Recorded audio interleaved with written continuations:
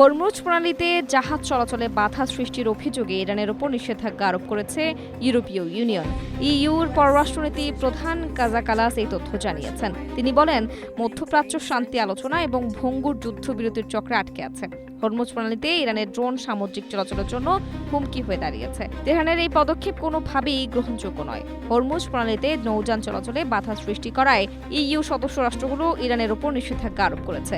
বার্তা সংস্থা এএফপি জানিয়েছে, এই নিষেধাজ্ঞার আওতায় ইরানের ইসলামিক রেভলিউশনারি গার্ড বাহিনীর নৌ শাখার মুখপাত্র মোহাম্মদ আকবরজাদেহকে কালো তালিকাভুক্ত করা হয়েছে। স্ট্রবেরি সুপার ডটেড ও ক্লাসিক ভ্যারিয়েন্ট সেন্সেশন জাগুক শিহরণ। ইরানের তেল রপ্তানিকারক ইউনিয়নের প্রতিনিধি হামিদ হোসাইনের সম্পদও বাজেয়াপ্ত এবং তার ভিসা নিষেধাজ্ঞা জারি করা হয়েছে। এই অবস্থায় ইরান হুমকি দিয়েছে তারা হরমুজ প্রণালী সম্পূর্ণ বন্ধ করে দেবে। দেশের ইসলামী বিপ্লবী গার্ড বাহিনী বা আইআরজিসি জানিয়েছে, মার্কিন বাহিনী পরবর্তীতে কোনো ধরনের উস্কানি বা আগ্রাসন চালালে বিশ্বজুড়ে তেল ও গ্যাস রপ্তানির অন্যতম প্রধান এই রুট সম্পূর্ণ বন্ধ করে দেয়া হবে।